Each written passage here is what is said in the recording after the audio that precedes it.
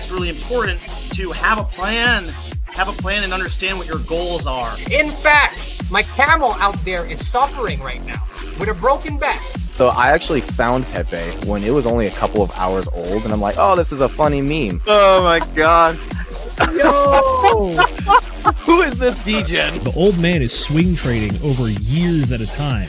And it's like, that's where the real money is made. The answer is a permanent loss. With single-sided staking, you don't have to worry about a permanent loss. But really, at the end of the day, it's just a matter of a macro market. It's just what happens. If you're aware, if you're disciplined, you can hone that into further financial growth. Financial freedom, so we can actually live life and not have to be constantly living paycheck to paycheck. I mean, that's the ultimate goal, more or less, right?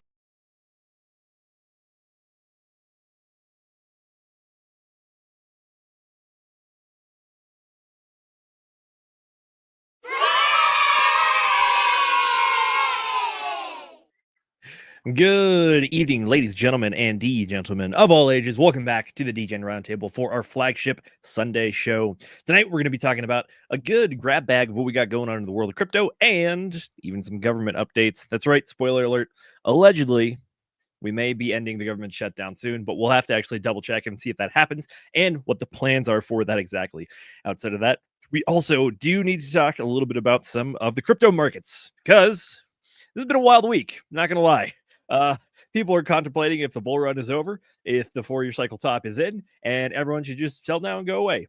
I think we're going to have some slightly different opinions on that one. But overall, I think we're probably going to say it's not over yet. So make your own financial decisions, but don't go crazy with anything.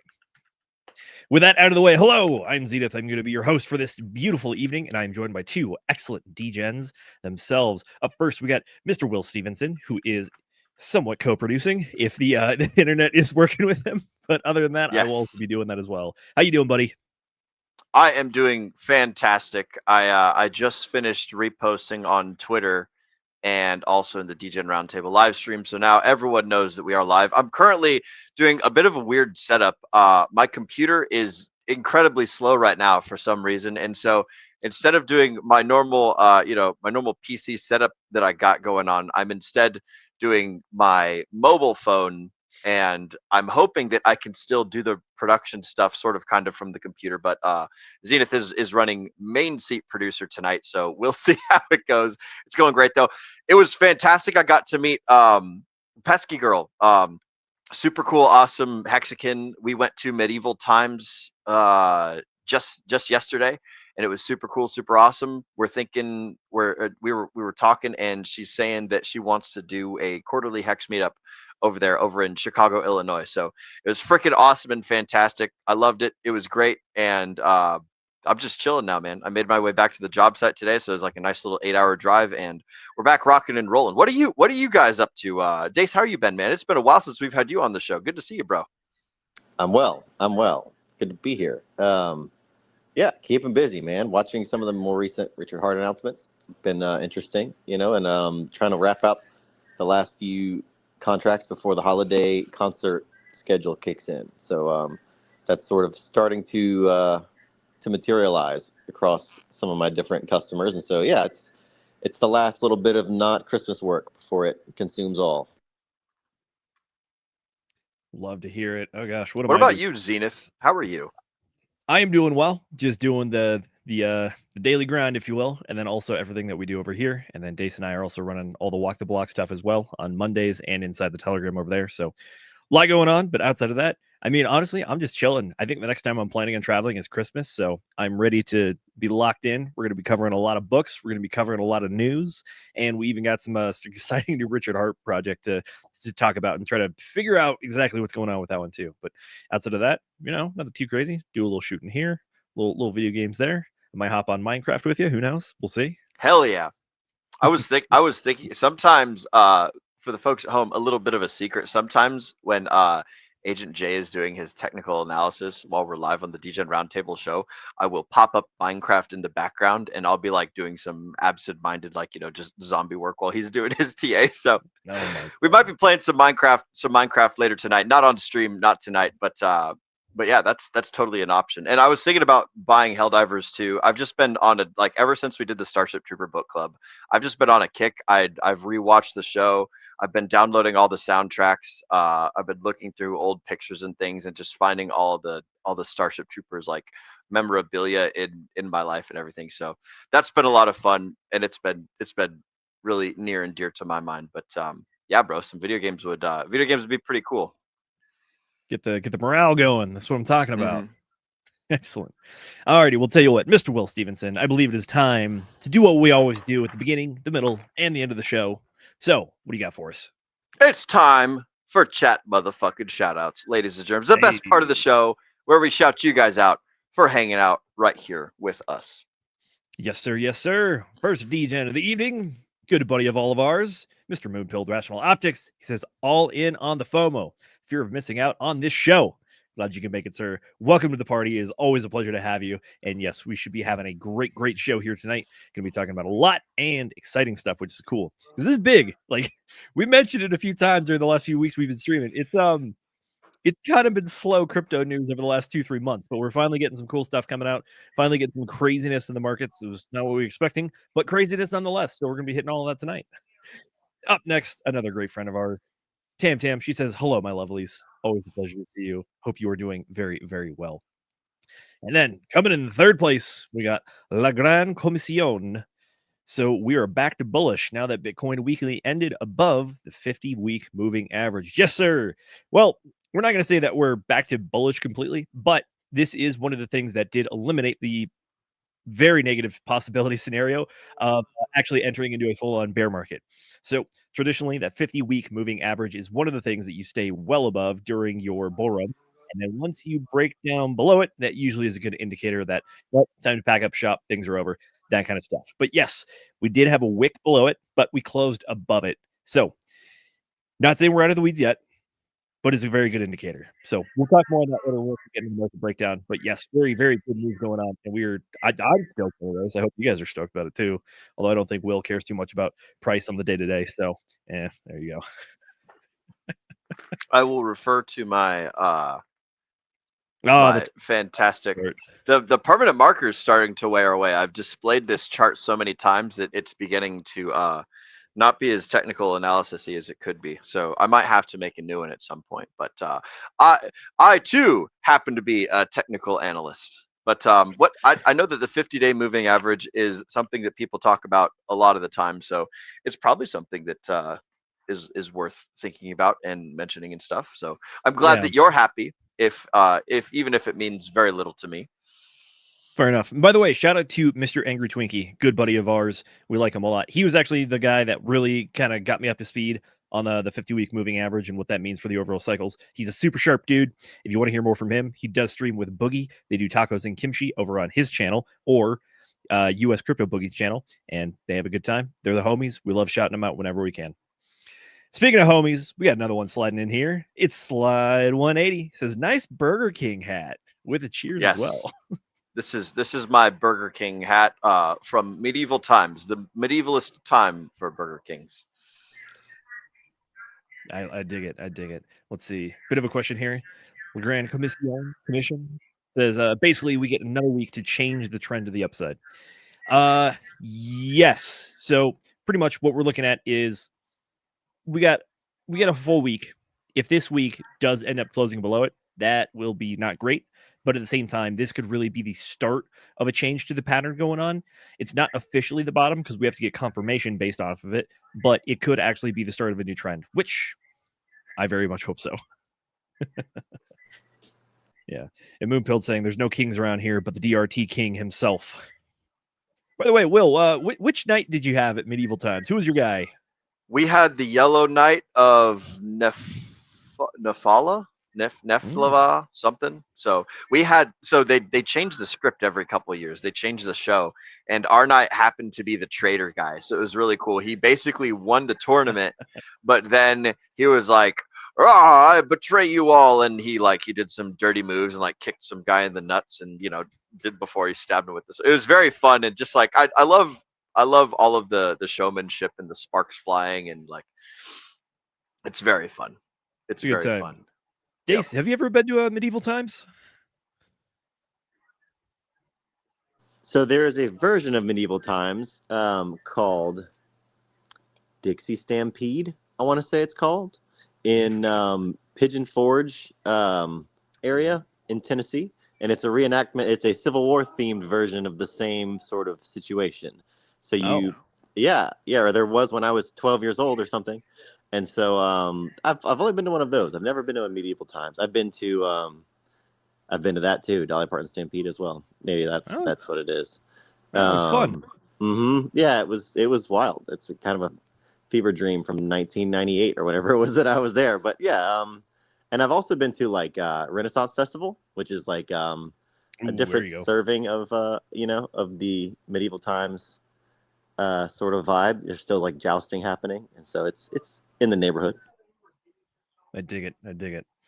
Alrighty, tell you what, that does close it out for our chat shoutouts. By the way, folks, if you have any fun stuff you want to put in there, keep the conversation going. We would love to pull you guys up on screen for any great comments that are coming in there. And if you have any good questions, we're always happy to take your questions, chat about it here on stream, and try to get to the bottom of it. That is what we do. Hey, we got one more sneaking in here. I see you, Wonder Wolf. He says, oi, oi, chaps. Oi, oi. Good to see you, sir. Oi, amigo.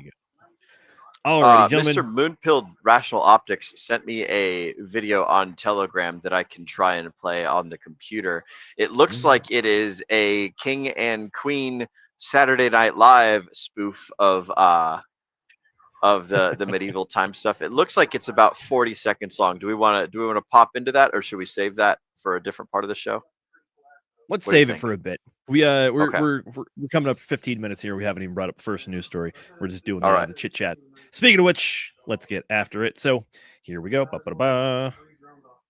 Alrighty, coming in from what is honestly one of my favorite accounts on X. This is Watcher Guru. Does a lot of really good reporting and just catches a lot of the headlines as soon as they happen. And the comment section is usually full of pretty good information as well. We got this. Senate reaches deal to end the government shutdown, Politico reports. Pretty much what we got here is, nope, here you are. Still needs to be voted on later tonight. The details, senators strike deal to end government shutdown. Bipartisan agreement led by Senators King, Sahin, Hassan, and GOP funds, USDA, FDA, VA, military construction, and Congress for a full year. Other agencies till January 30th. Senate votes tonight. Dems secure ACA subsidy vote in December. Back pay for feds. Speaking of which, let's go to the source here. Boom. Yeah, I was going to say, yeah. There you go. Senate reaches a deal on the ending of the shutdown. Democrats are coalescing around a bipartisan agreement to fund the government. The agreement, which was negotiated by those folks, has more than enough senators, members from the Senate Democrat caucus to advance, according to two people granted anonymity to disclose their terms. So, do we have the official reporting? Not quite as much. At the same time, though, this is like the most news that we've gotten on this in a hot minute. The way it's been going previously, as you folks know at home, you pretty much need 60 votes in the Senate to pass any sort of legislation. That is how you can get through a filibuster.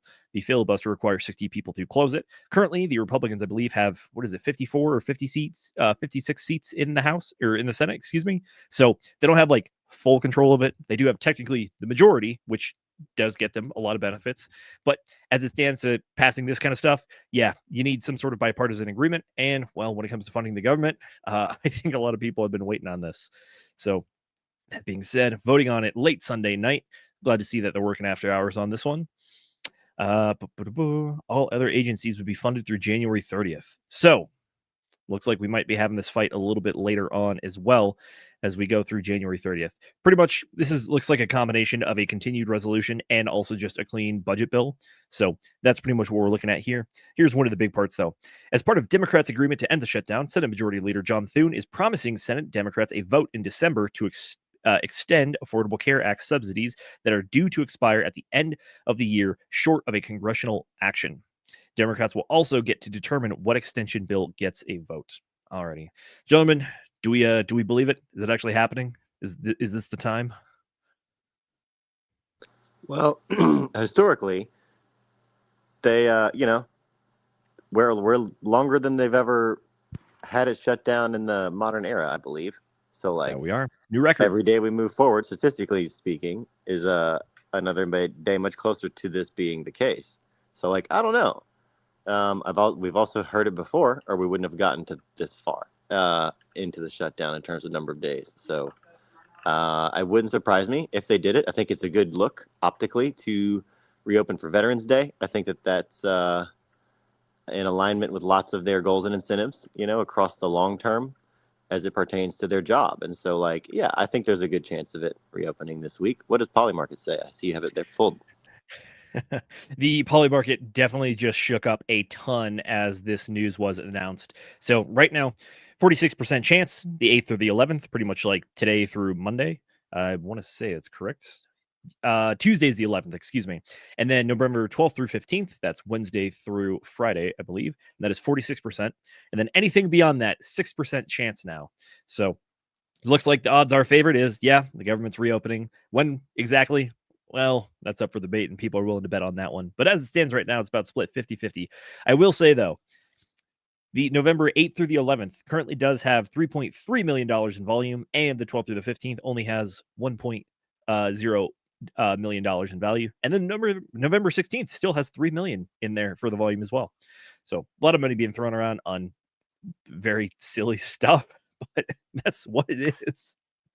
It is kind of cool, like, just to see people put their money where their mouth is on like these gambling sites that no one really knows what it is. And it was also funny just to see the major spike after that article came out, and just like because it was set, everyone was expecting. Can you go back to the poly market, because I think that the timeline showed that everyone was expecting it to happen later in this. It was like everyone was thinking it's just going to be way later. It's not going to be anytime soon. So it's funny to see, how much one little news article, one little thing can shake up the poly market.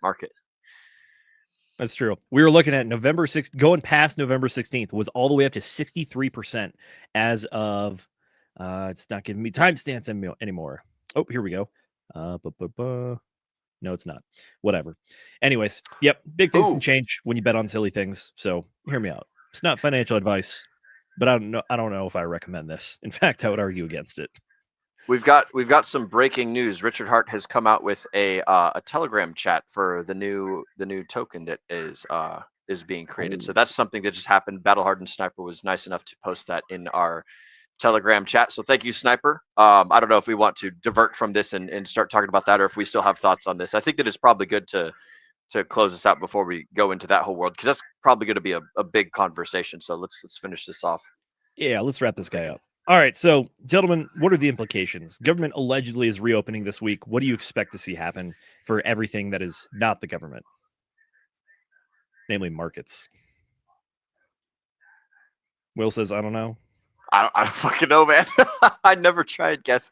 Anytime I guess, I am just proven wrong. So there's like sayings out there that sometimes people keep saying. I don't know if they're accurate, but sometimes people say the market's like certainty.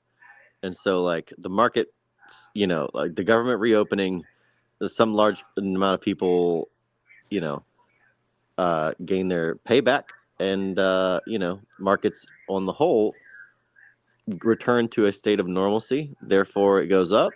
That's the bonfire, the campfire story I'm going to tell you, Will.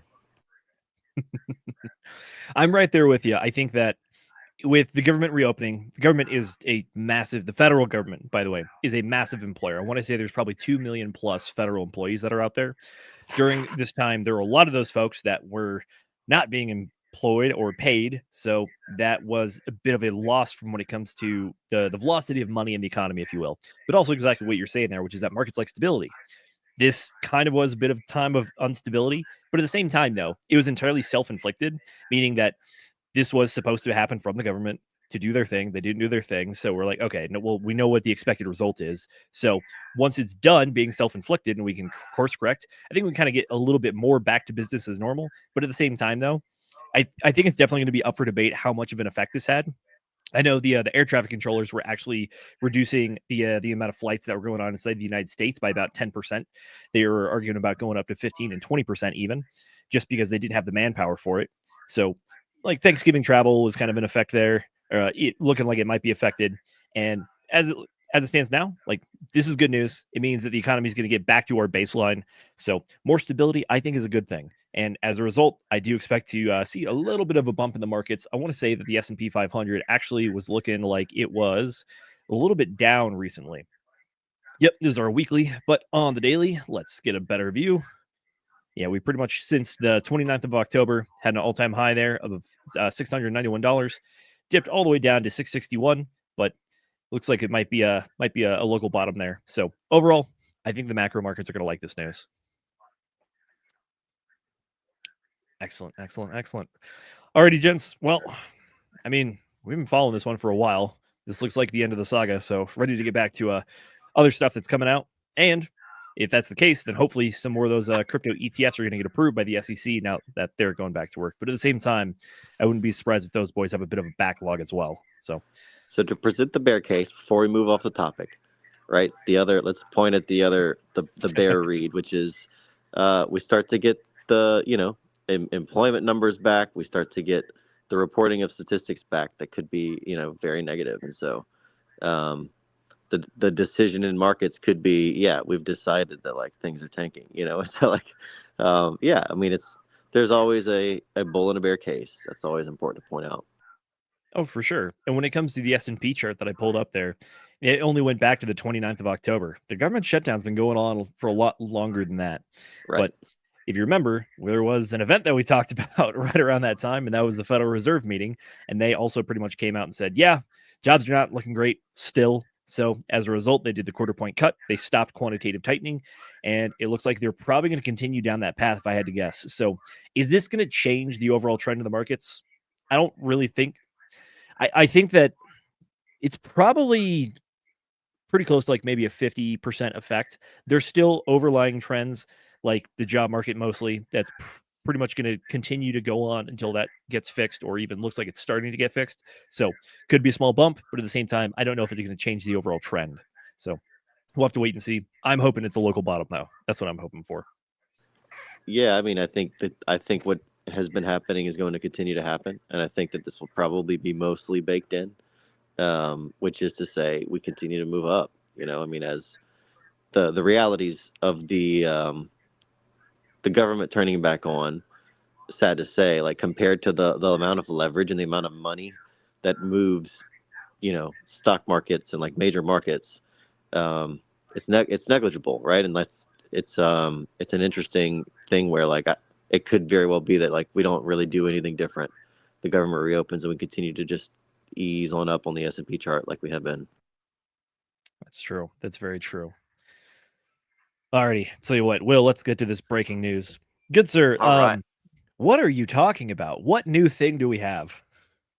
So there's been a new protocol or something like that. Richard basically made an announcement like, hey guys, rumor has it there's a new protocol or something, a new project that's launching. Details within 24 hours. I'm excited. Be ready. And then, and then we got a giant wall of text about what's going on here. Yes, we did. Can you how would you describe your TLDR of it? Because I'm still trying to figure it out for myself.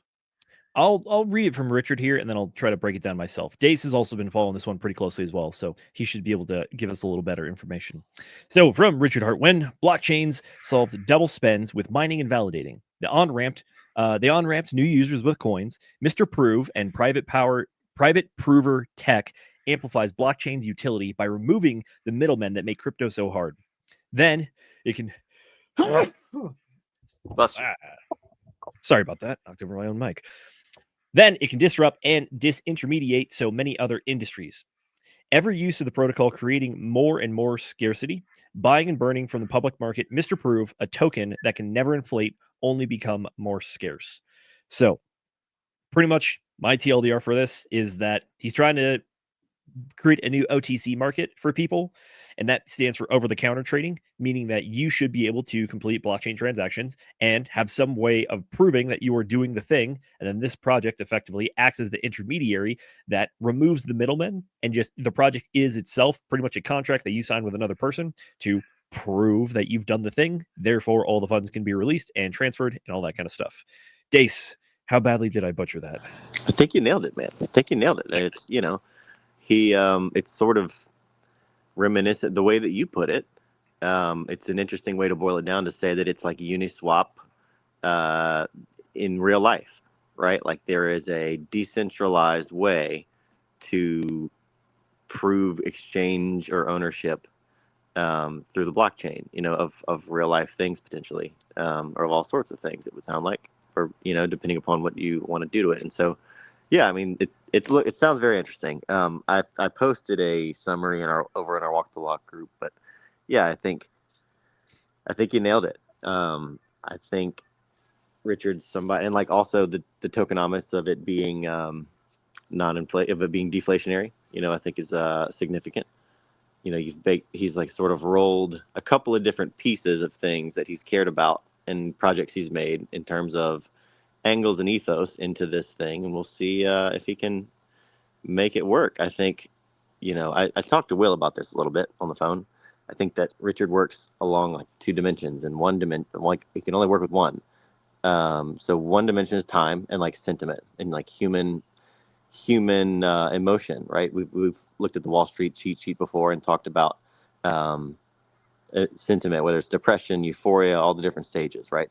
He can't manipulate those. He can't control those, but he can control making stuff, right? I think he's interested in decentralization, making decentralized tech, and like making the most money he can in an advantageous way while manipulating both the emotional cycle and also those technical pieces. And so, yeah, this is another step along the road of doing that, especially given the important detail in the post, which was that there will be a sacrifice for this project. And so that's raised tons and tons of speculation in the community regarding the game theory ideas around like what will be sacrificed, how long would the period be, will there be a cap, will it be only certain coins? There's many theories and ideas about what Richard may or may not do around that sacrifice. And so yeah, I think doing the third sacrifice, really kind of illuminated in my head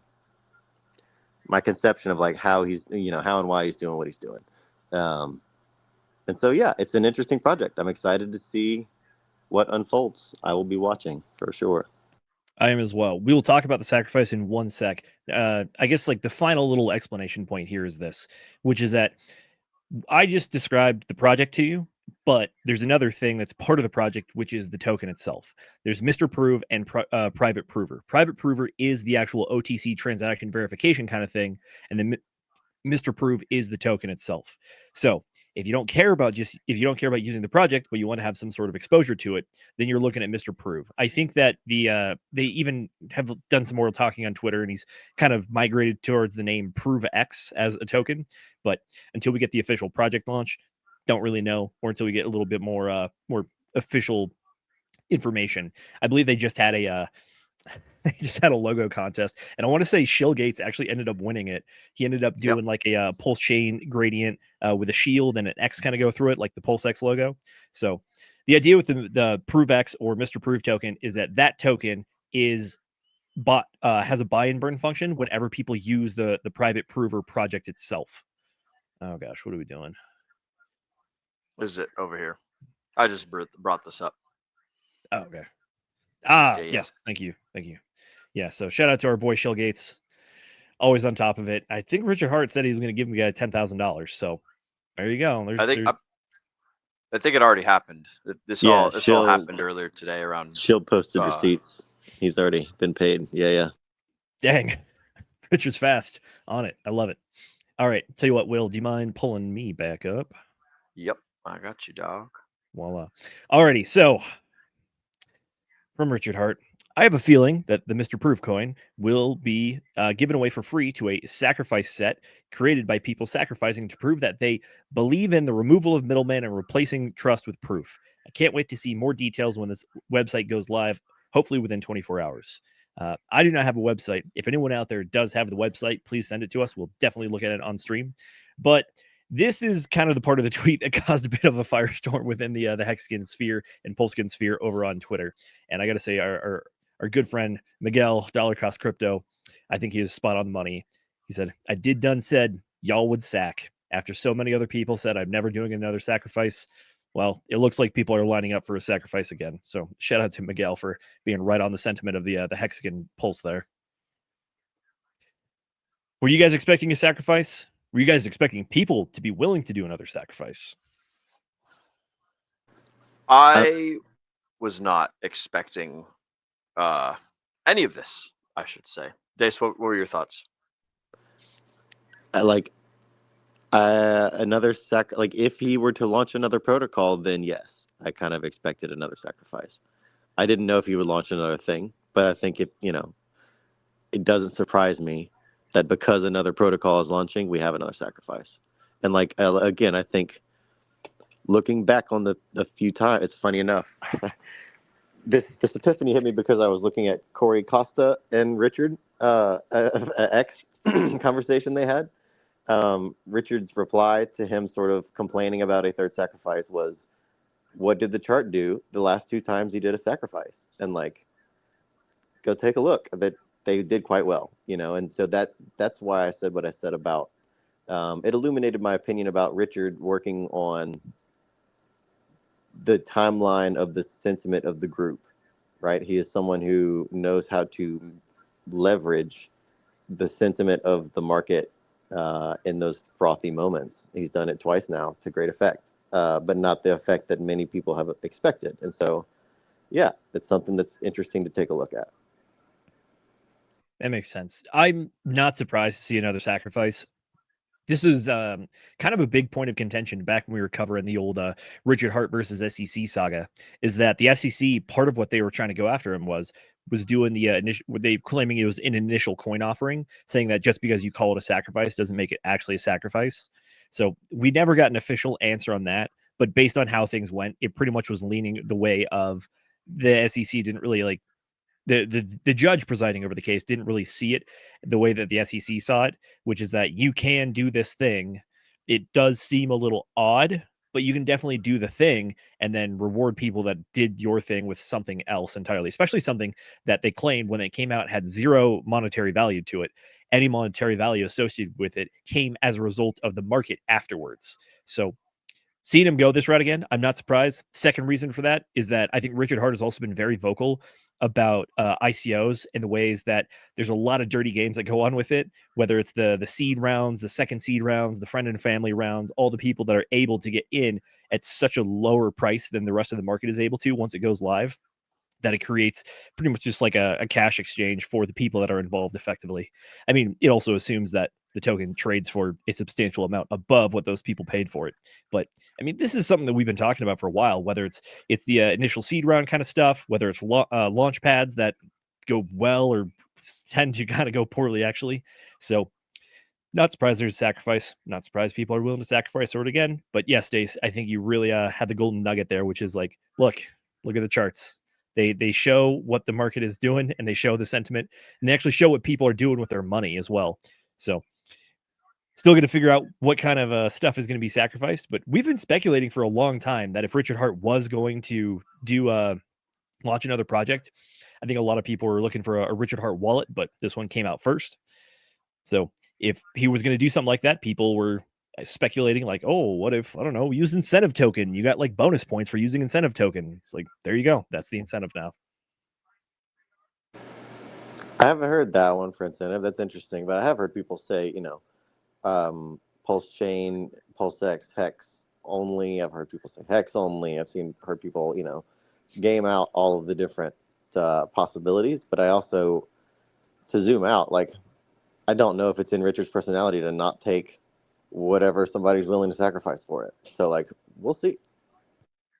That's true. And even, especially if there is another round of sacrifice, I guess it means we have one more thing to track over on the E Strategic Reserve website that we're all very fond of, because we covered last week. Was it last week? We talked about the SAC wallet actually started putting money through mixers and getting ready to potentially make a move in the future. So we had no movement up until then. So now we're looking for maybe even more movement to come. Yeah. Gentlemen, any final thoughts on the new Richard Hart news? I want to be excited. It's difficult though. So I've also realized that I'm like one of the biggest normie indicators. So take that with a grain of salt and perhaps fade all my decisions and just do the opposite of what I'm doing, and you'll probably be okay. So Cynical that's optimism. Is that what we're going with? yeah, that's my sentiment, is cynical optimism. So I probably represent a large portion of our audience. So if you guys can fade my opinions and fade my thoughts and fade my feelings as I describe them to you, then maybe you'll do really well. Or maybe I'll be, cynically proven right. Who really knows, like, what's gonna be the outcome of this. But like, I've been reading a lot of Johnny Chaos's tweets regarding this particular thing, and it seems to me that a lot of the folks in the community are of the sentiment of like, hey, let's fix the things that we have before we start making new ones, something along those lines. So I don't know. I did not expect this, but again, I've always been very surprised whenever I try and whenever I have expectations, whatever they might be. That's fair. Dace, what you got? So if you look at the timeline of the EHEX chart from when the project Pulse Chain was announced to when it was launched, from when Pulse Chain was announced as a thing to when they took the sacrifice, it was quite a run up on Hex. I wonder if he's announcing it now, and we see the sacrifice go live in 6 months, and in that 6 months, we see some sort of price action that will bring us about some new motivation to sacrifice, right? I mean, nobody wants to sacrifice now, but if we're 20, 30x higher, everybody's mood would be quite different towards sacrificing towards a project like that at that time and place in his little ecosystem. And so, yeah, we will see what happens. That sounds about right. Gosh, when was the Pulse Chain sacrifice? I'm trying to do quick research on it. It looks like it ended August 22nd of 2021, but I'm trying to find a start date. If anybody out there has a start date, that would be amazing. I want to say it was like in February of that year that he first announced that it was going to be a thing. Okay. Let's. So it was either 9 or 10 months between announcement to open of the SAC. Got it. All right. So we're looking at 2021, August 22nd. That is going to be you right there. That little batch of red candles. August 22nd, 2021. That is when the sacrifice for Pulse Chain ended. Leading up to that, there was a good bit of a movement going on. Oh, wow. That really changes the outlook. So, yeah, this is the early EHEX data, by the way, from Deck Screener. So, again, August 22nd is right here. And then, gosh, everything up to that point was just green candles, baby. Pretty much. I mean, bit of a dip, bit of a correction there. But overall, the chart is very clearly up and to the right. Yeah, like I said, if the climate changes between now and the sacrifice goes live, this is the first we're hearing of it. We all know that technology and launching of these things doesn't always move very quickly. So we'll see what happens between now and when it actually starts to happen. That's true. I want to say Pulse Chain launch was the epitome of 2 more weeks, or it'll be ready when it's ready. Stop asking. Yeah. I'll say this much from my final thoughts. I think that this sounds very much like a Richard Hart move, and I would imagine this is something he's wanted to do for a long time. I think he's definitely wanted to try to remove middlemen from crypto. He's been about that for a long time. And I will say, doing the actual ProveX token, it sounds like this is kind of right up there with his ideals, which is that he wants to build something that gives people the benefit when they exercise delayed gratification. So theoretically, if you got in early, you bought up tokens, and then you just let the project run and it burns supply, well, you would be rewarded for just sitting on those tokens effectively. Granted, you probably also have some price appreciation if the project actually takes off and really gathers some steam. But on top of that, the fact that you got in early, you held, all the other tokens were either traded, sold, or burned, then you would very much be in a advantageous scenario. So delayed gratification, removing middlemen. Yeah, that sounds like Richard Hart to me. What do you guys think about? Well, this is probably a whole other topic of conversation. Go for it. The centralization of the Richard Hart ecosystem revolving around the man himself, Richard Hart. It's a long conversation, so I don't know if this is a good can of worms to open up now in the middle of the show when we still have other things that we want. We're talking about it. So you're asking, how do we feel about the centralization of the Pulse Chain ecosystem around Richard Hart? I think If he that was not there and this project wasn't happening and there was no capital being injected and no sacrifices being ran, what would happen to Hexaco? I think that it would probably continue on as it's been carrying on. We've had one other project come out, and that was Pump Tires. And if my memory serves me correctly, like we didn't really see a whole lot of price action going on around that project launch itself. We saw a handful of tokens like launch through the protocol. There's a speculation that the most wanted token was done by Richard Hart, and that one appears to be one of the most successful tokens from that era. But at the same time, though, did that project launch have a fundamental change in the overall markets for the Pulse Chain ecosystem? And I think the answer is no. So if we get another project like this, do I expect it to affect the ecosystem? No, not really. Are we reliant on Richard Hart to carry the ecosystem? I would say that based on the fact that projects have come out and didn't really move the market, it shows that the market has its own forces at work, and it's going to do what it does, which is that this is a market made up of thousands, tens of thousands, maybe even 100,000 or a million individuals. And those are going to be the people that really move the market because they have the skin of the game and they're actually operating the system effectively. So does Richard Hart have a massive influence? Yes, absolutely. I know, like everyone's looking forward to when he comes back on stream, when he goes on all the tweet storms, all that kind of stuff. But that's more of just like the PR game, and it's more of kind of like driving community sentiment and hype about like non-chart related aspects. So I understand that there is a healthy concern that Richard Hart might be too central of a pillar to this ecosystem for it to stand on its own. But I don't necessarily believe that's the case because we've seen the ecosystem go on runs. We see it kind of like suffer from its own issues. It operates independently. It can follow the macro markets. It can follow the crypto markets, largely the Ethereum market as well. But at the same time, it also can pump independently. So I don't think we're too centralized, but it's absolutely very important to say that, yeah, Richard Hart is very much a key player in what goes on here, especially considering he's the guy that makes the projects. Therefore, if there would be any future alterations to the ecosystem by launching more projects, yeah, he's going to be the one doing that. I don't necessarily mean centralized in terms of technology. I mean centralized in terms of finance control. Finance and like control. where finance control is probably the wrong word, but how much it was $650 million or something, or a billion or something like that that was sacrificed and raised to launch PulseX and Pulse Chain. So that's a lot of money that's sitting in one place, presumably Richard Hart's hands. And everyone's going around telling campfire stories about how they expect that money to flow backwards and do basically what happened with the Hex sacrifice, which worked very well for the people that partook in that. But I don't know. It seems to me that it's that it is a bit centralized, and not that it's necessarily a bad thing, but just that it's something that's like, that is a weak point. That is not something that begets longevity. So I wonder, one of the things that I ask myself is, he wants to make the best project and the best system and the best community and the best things.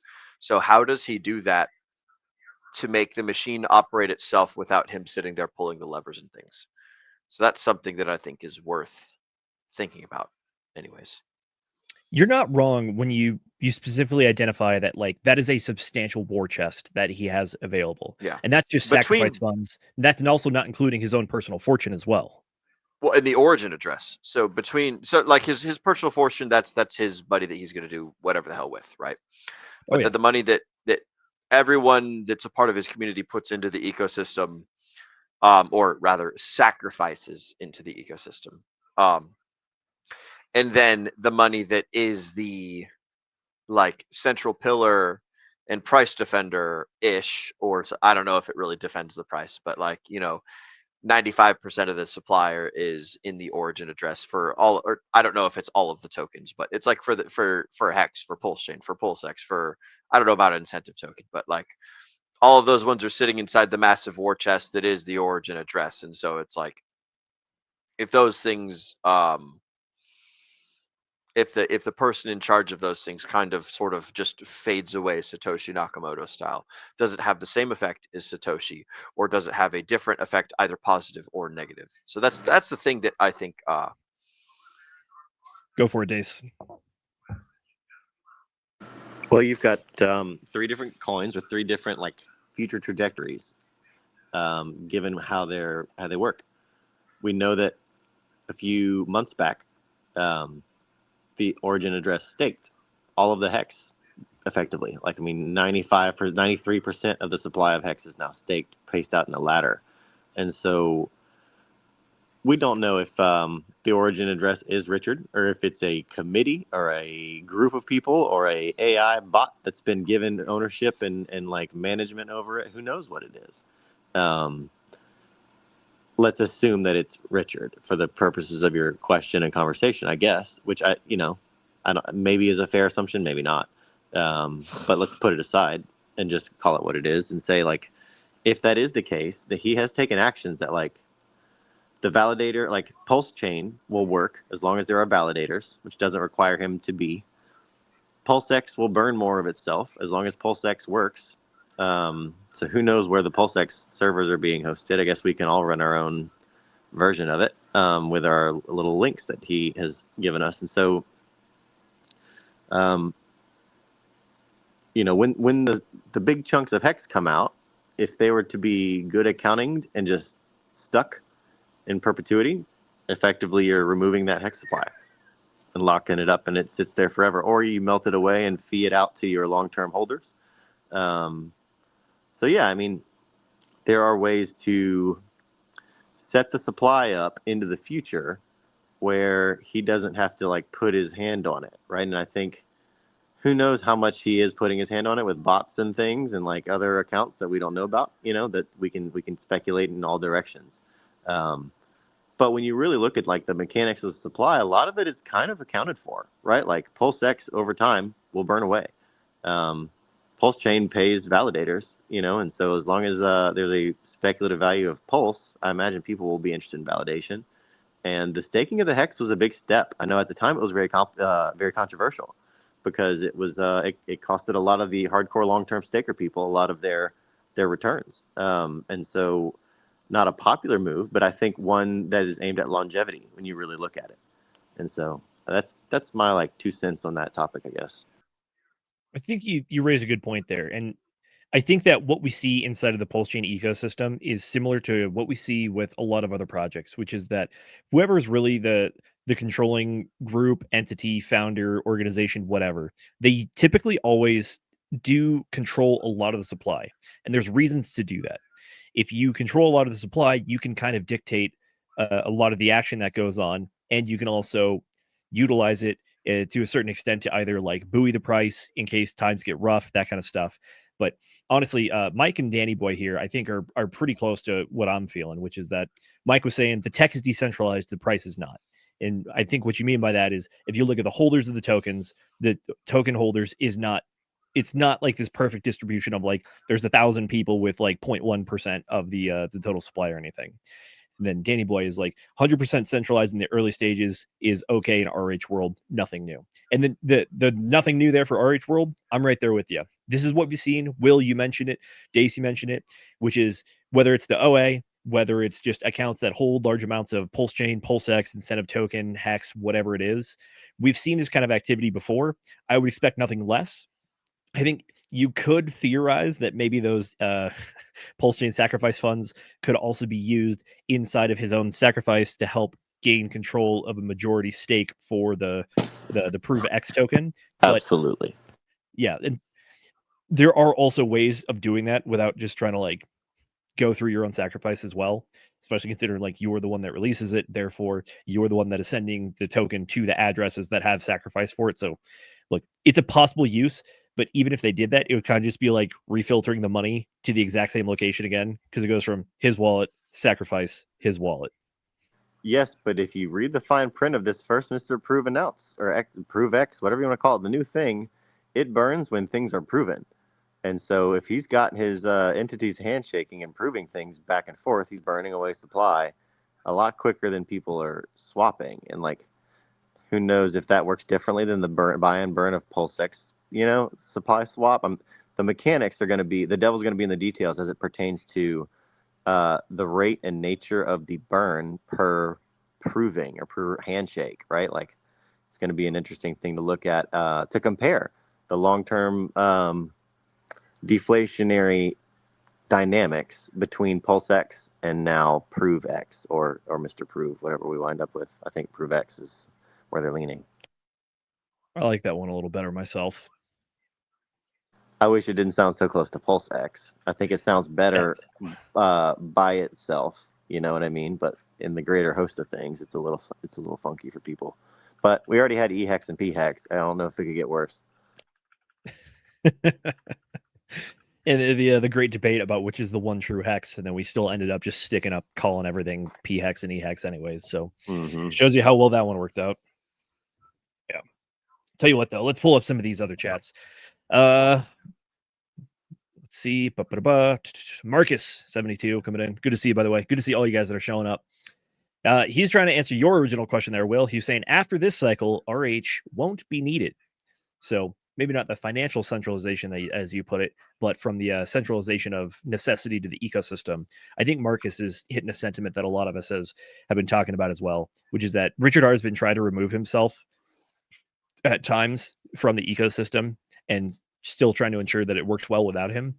And I mean, we went 2 whole years there pretty much where he was radio silent while the SEC litigation was going on. So it makes sense. And NJ Dub getting right in there. It's like, yep, that's definitely the goal. And I think it's a goal that makes sense because if you can get it to the point where it doesn't need Richard Hart, that I believe would be a truly self-sustaining model. It shows that the product market fit, the community is able to handle it, and you don't need some guy that's streaming all the time to keep it propped up. Does it help? Yes, absolutely. But if we get to the point where it's not needed or it has very minimal effect, that would be cool. And it would kind of be a sign to me that, like, yeah, this has solidified itself. Oh, by the way, thank you, Hex G Banger. Pulse Chain Sack started July 15th, 2021. Thank you very much, sir. July 15th.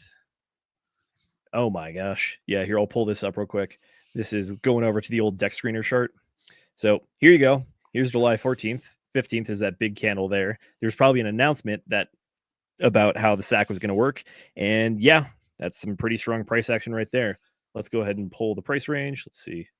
Pretty much in the course of 3 days, it did a 2.5x. That's not bad. I'm just saying. And then we went all the way to August 22nd, which is here. And it still got pretty much all the way back up to where it was previously. So yeah, stuff like that can definitely move the markets for sure. Alrighty. Danny Boy is also saying, dude, is 600 million ready to go into tornado cash? I would not fade Richard Hart. Right there with you. I think it's part of the goal is that he really wants to fade the haters, if you will. He's gotten pretty public about that as well. K Hudson coming in here. Will just needs a cigar to complete that look you got going on in there, brother. What are you going for, by the way? I'm going for comfort, man. I've been driving for the past, I left Medieval Times as soon as the event was over yesterday, and I've been driving until 5 p.m. today. So it's been a long time. And I figured I would throw in the Medieval Times hat because it was looking good. And I shaved my head like 2 days ago, so I was starting to get a little bit of stubble up there. So I was like, you know what?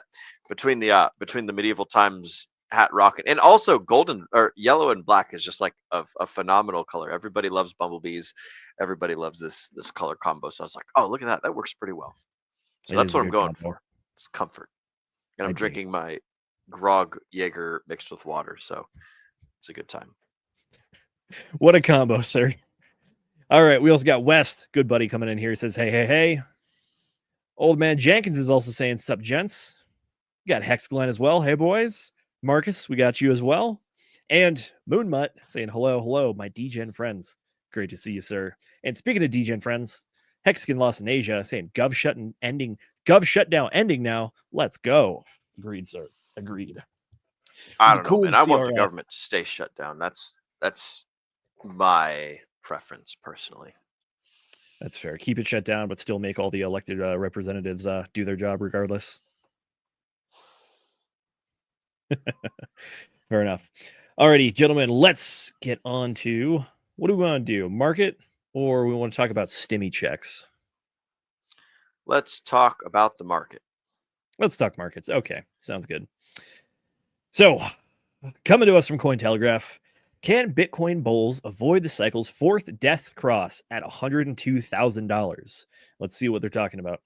Bitcoin traders focused on the weekly close amid fiat Bitcoin price action and warned that the whole bull market could end with a bad result. Yes, by the way, shout out to Legrand. This is what you were talking about earlier. Here's your answer. Bitcoin price counts down to a major weekly close. The weekly close did just happen about an hour ago, effectively. But what they were looking at is pretty much this. They're saying this is a bit of price action that's been going on right around that $103,000, $102,000 level. 103.5 is the specific one that they're talking about here. But what they're also talking about is that 50-week moving average right here. So others eye to close above the 50-week moving average, currently at $100,940 as a sign of strength. We don't want a weekly below this at any cost, coming to us from Max Crypto. The risk of a death cross involving simple moving averages on the daily chart, meanwhile, was of interest to other folks. Such a scenario occurs when the 50-period SMA crosses below the 200-period equivalent. The fourth death cross of this bull cycle is approaching. Each time we've seen reversion to the mean and a sustained bottom. But so far, a lukewarm reaction at the 365-day moving average. Let's see if the bulls can close it together and reclaim the Q3 lows for the weekly close. And we have a nice picture here. This is what they're talking about. So that red line is the 50, that orange line is the 200, and that blue line down below is the 365. And this is a daily chart as well. So tell you what, let's actually go pull up the charts ourselves and see what these guys are talking about. Bada bing, bada boom. Bitcoin, where you at? There you are. Alrighty, so if you guys are fans of the channel here, probably know that these are actually metrics that I track for my own personal technical analysis regardless. So again, orange, that's our 50-day moving average. Red is our 200-day moving average. And yellow is our 20-day moving average. We are notably below the 200-day moving average after we tried to build support on it previously, failed to do so, and fell down to our $99,000 level. This happened on Monday, effectively. So this was kind of one of those moments where everyone was trying to figure out what the heck is going on with the world. What are we seeing in the markets? The reason that this is concerning is that for the period of the market that we're in right now, which is theoretically, if you follow the 4-year cycle, we are in the end game. This should be the highest it should ever be for our cycle. We should be looking at those sky-high all-time highs. The euphoria should be starting to hit. People should be going crazy, buying the Lambos, balling out in the clubs, all that kind of stuff. Instead, we got a 22% correction towards the downside. We went all the way from 126,000 down to just hair under 100,000. And I want to say our low there was right around 98,000 and change. Since then, we have recovered, and we're looking at $105,000 Bitcoin right now. And we did spend a few days there right at that 100,000 level. So let's dive a little bit closer in and see exactly what's going on. There was 2 main points where we pretty much retested this area right at 99,000 and then down towards that 98,000 level. We tried it twice, have come up and recovered, and we've had a bit of movement to the upside. The reason I say it's substantial movement to the upside is because I go look at the RSI. Again, this is the 1-hour chart, so this is a degen time frame, so take it with a grain of salt for sure. But even on the RSI for the 1 hour, it looks like it wants to spend a little bit of time in that overbought area. And when we spend time in this overbought area, which is pretty much above 70 on RSI, that's when you can actually see substantial price movement towards the upside. So we saw a good bit coming all the way from 101 up to 105. If we can continue this trend, I think that we can keep pushing up towards those higher levels. But what we're looking at is we're also looking at stuff that we now have to break through. So came down even previously when we were looking at it back on the 17th of October, this 104,000, 105,000 level, touched it again on the 30th, 106,000. And then we even spent a little bit of time there on the 3rd and 4th of November. Now it looks like we may have bounced off that area once before. So that's telling me that there is a bit of resistance that's now built up at that 106 level. Previously, we're hoping on it for some support. Now it looks like it might be a resistance zone that we have to get through. So pretty much moving towards the upside, looking at that 106 level, and then trying to regain pretty much this, 106 is right there. And then the next stuff that we're going to have to really contend with is going to be that 116 level. But there's also a lot of data going on anywhere between those, which means that there's a good bit of liquidity as well. So we're going to have to wait and see. But really, the big thing that came from our story from Cointelegraph is they're really looking at the moving averages. Whenever you get these moving averages crossing, those are usually substantial events that are going on, that kind of stuff. Or they could also be an indicator of a change in trend, either up or down. So if we can get the bear case on this one is that if that 50-day moving average drops below the 200-day moving average, it means that your medium-term indicator and your long-term indicator are going to be moving towards the downside. You can probably expect more downwards price action until you finally get a reversal, even if there even is a reversal based on what's going on with the overall market from the longer time horizon standpoint. So that's why people were kind of screaming for the high heavens, saying, what the heck is going on? Is it all over? Do I sell everything now and get out? You don't have your answer yet, but the lines are maybe telling a story that it could happen soon. At the same time, though, just because it does happen doesn't mean it's guaranteed. There are a lot of other factors at work that we see inside of these markets all the time. But at the same time, these have been somewhat reliable indicators that we look to. And that's pretty much it for the moving averages. Gentlemen, any thoughts about the price of Bitcoin? Do you care about the price of tea in India there, Will? Goes up, goes down, goes up, goes down. Fair enough. Dace, thoughts? How many people did you see screaming like their hair was on fire on Monday there?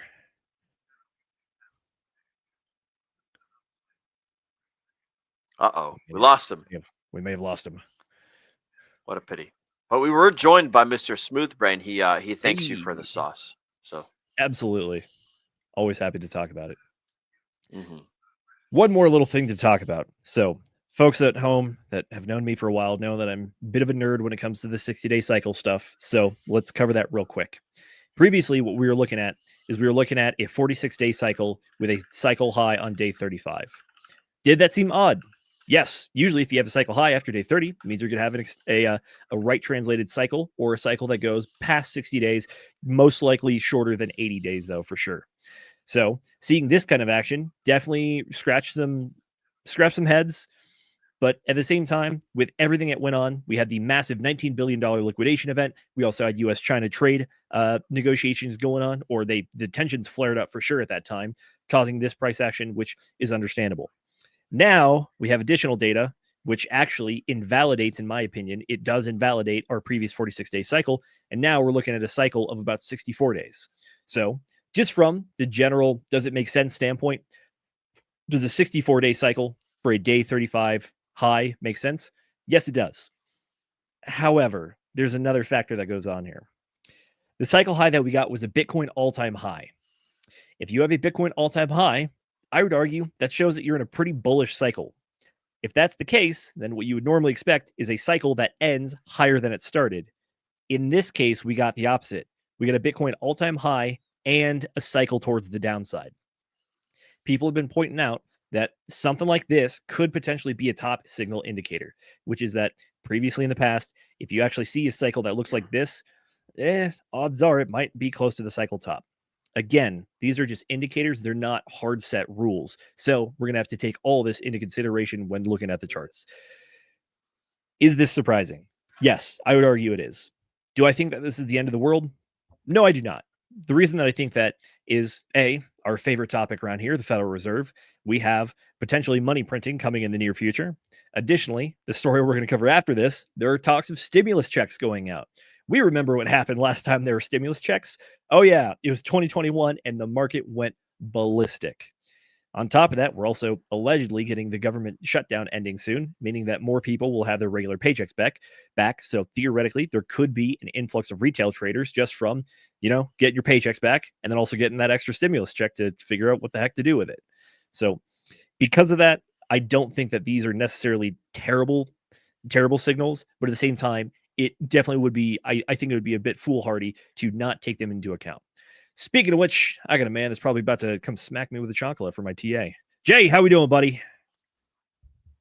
What's going on, gang? Can you guys hear me? Yes, sir. Yes. Through. I like the cowboy hat. Oh, thank you, sir. It's my favorite cowboy hat. In fact, it's my only cowboy hat. I should probably get more. I need to get myself like a So I got a black one. I've got. I need to get myself like a brown suede one, because I like to match my boots. So I got to get one for sure. But this is my only and favorite cowboy hat. How you guys doing? We're doing very well. It's always a pleasure to see you, my man. Pleasure to see you fellas as well. Will invited me earlier, so I was like, I haven't been on, so I'll come on. Love it. Well, you showed up at the perfect time because I was pretty much getting to the end of my TA. I was talking about the main story kind of this week that we were looking at was that the moving averages were looking like we might get a cross going on, which between our 50 and our 200-day moving average. And speculation online was that a death cross like that, especially the fourth one this cycle, could potentially signal the end of the bull market, start of the bear market. But at the same time, though, I'm not entirely sure on it because we have a lot of bullets left in the chamber from the financial standpoint when it comes to the macro markets and government and personal finance and all that stuff. So is it concerning? Yes, to me. Is it world ending? Definitely not. Yeah, I would agree. The main thing that I was looking at, and you've already touched on this, and we've discussed this quite a bit over the past few weeks, is one of the primary indicators that is heavily watched by a lot of people, and you just discussed this with the article, is that 50-week simple moving average. Usually the consensus is any time that you get 2 consecutive weeks below that 50-week moving average as a weekly close, those are in every single bear market has started with 2 consecutive closes below that 50-week moving average. And then we get a relief rally back to the upside, get rejected back at the 50-week, and then continue downwards, right? Every single time that Bitcoin has flirted with that 50-week moving average, it has wicked below it, and we have just bought and has been bought up fairly quickly above it, right? Today's weekly close was actually was actually a relief to say the least, because we did manage to close quite nicely above it, right? We were flirting above that $103,000 area for like a few hours, but I think we closed like around almost at 105,000. So we close quite comfortably above it, and so that's for me a good sign, right? Structurally speaking, though, I do not like how the structure looks at the moment. It looks choppy and it looks sideways, and it still looks corrective. So if we get one more sweep of the low, I would not be surprised, although we are getting late in that 60-day cycle. My count lines up with yours, right? I have more of a neutral cycle with that big 35 high being our high. I do not like how it looks structurally. There is a bullish scenario, but right now, because of how it looks in lower time frames, you're like the only bullish scenario that I'm looking at is like a leading diagonal, which is, it's like one of those things that it's just such a low probability thing that you don't assume it. You more likely assume corrective scenarios. So I would not be surprised if we sweep the low one more time. But if we stay right where we are, I'd be happy. And the fact that we closed above the 50-week is great, because even if we sweep the low, I guarantee you it's going to get bought back up, and then you have bullish divergence on the RSI on the daily, which is good. Everything in the market is oversold. Bitcoin, Ethereum, alts, everything has completely freaking reset, right? Especially in the larger time frames, which is what you like to see. And so that's good. Sentiment is at rock bottom. And when you combine sentiment at rock bottom with the potential catalyst that we have coming in late in Q4, then that scenario that we've been speaking about for like the past few years, the high potential for an extended cycle into 2026, well, extended bull cycle into 2026, is becoming more and more likely, because the Fed just ended. Correct me if I'm wrong, but when Jerome Powell came on the last Fed meeting, right, this most recent Fed meeting, he did say that they were going to stop the runoff, right? Correct. Quantitative tightening is officially ending as of December 1st. There you go. We made the announcement. Yeah, that's the language that we've been looking for, right? Not a slowdown of the runoff, a complete stop of the runoff, which is, in layman's terms, you're ending QT. That's good. So not only are we in a period of, well, they're basically been forced to start rate cuts again because of the labor market. That's number one. Yep. They have now stopped QT, not slow down, stopped. And then the thing that everybody's been talking about over the past few hours is the helicopter money. So now you have every single thing. I mean, guys, look, man, I'm never trust verify. You could go back on our streams and we've spoken about this, and we have spoken about exactly these variables, these exact variables, right? That could lead us into an extended and bleeding the rally into 2026, right? Q1 or Q2 2026. And that is the rate cuts were just the beginning, but they're not enough. You have to stop QT, and then QE is like, this was the thing that I was like, I don't know if it's going to happen, but you know, obviously with Congress's approval, Congress has to approve the spending, right? The Trump is going to want to, you know, send 2,000 STIMMY checks to most Americans, right? He said most Americans. But we all know Interesting wording on that one. Yeah, but we all know that even if the rich don't get $2,000 STIMMY checks, all of the STIMMY checks are eventually going to end up in their pockets, right? The Mag 7 did really well during COVID. Okay, let's not make any bones about it. The Mag 7 did really well during COVID. So, and none of those guys got STIMMY checks, but all the money ended up in their pockets or in people that invested in crypto and during that period of time. So all these variables that we've been speaking about, right, like ad nauseum over the past few months, are not coming to fruition, right? That last thing really is that are we going to get those STIMMY checks, and are we going to get that massive injection of liquidity into the markets at the tail end of Q4? The only thing that I'm worried about really is, so they can vote on ending the government shutdown as soon as, like, I believe the timeline was this Wednesday. Correct me if I'm wrong there. As soon as this Wednesday. And the only thing that I am taking a look at, I mentioned this over at the chat at Walk the Block also, is that when those numbers that have been on the backlog be released, right? The CPI reports, the labor market data reports. Does the market care enough about negative readings? Does the market care about enough those negative readings to push down price even at the heels of QT ending, STIMMY checks being announced? Does the market care enough about the negative news, the potential negative news? I'm not saying they're going to be negative, but does the market care enough about the potential negative news to push down price, or do we not care because now we've gotten everything that we wanted, except one, obviously, right? Like the STIMMY checks and the massive injection of liquidity, helicopter money, COVID style. Yeah. Right. So that's obviously those are the things that I'm keeping an eye of, and obviously the next month's readings as well. So aside from that, man, like, just having a close above the 50-week like gave me a little bit of relief, because I was very upfront about this with everybody in the chat. I was like, guys, look, as much as we want this bull market to continue, you're really gonna have to heavily consider the bear staring at us in the face, right? You have completed market structure, bearish divergence on the RSI on a large time frame. Shout out Josh, he's always taking a look at the RSI. You have like the volume has been pitiful with every single push to new highs for Bitcoin, not what you want to see. And then obviously the time component, all right, the tail end of the 4-year cycle, we don't assume it breaks until it actually does. Right. So you can't, and then that 50-week was like the line in the sand that I was looking for, bro. It's like if we close 2 consecutive weeks below this, right? Like, we took profits early on in August. Because I was watching Ivan, right? Ivan's like, you know, he's tapping himself on the shoulder because he's like, guys, we told you to sell.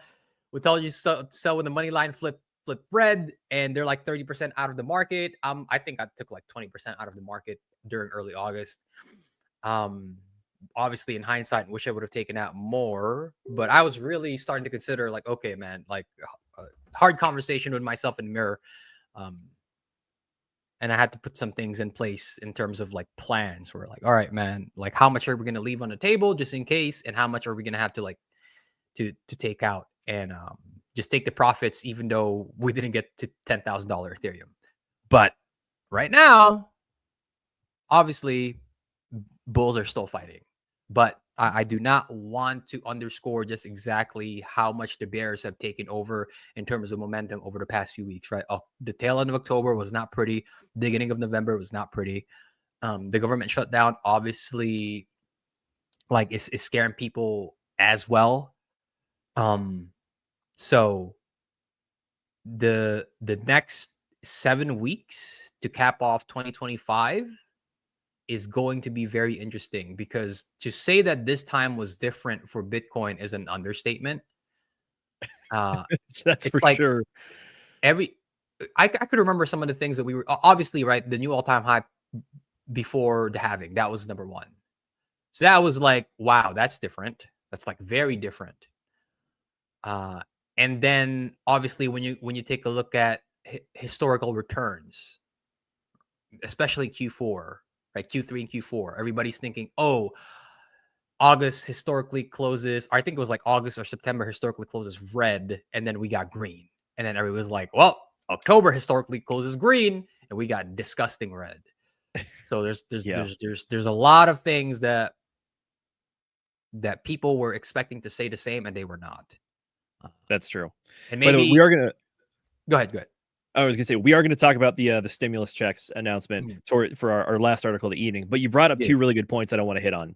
So this is the first show that we've done since last week, where I did the show last week, and I was looking at the chart as we were sitting right around 116,000, and I was like, oh wow, the RSI is building higher lows, prices are building higher lows, and then we just absolutely giga nuked on Monday and Tuesday, and it was rough. But during that time, I think there was something very big that I was seeing, which is that the price dropped hard to $100,000, but the price of that like $99,000 area was defended very heavily. And we saw a lot of volume coming in defending that price area, not once, but twice as well.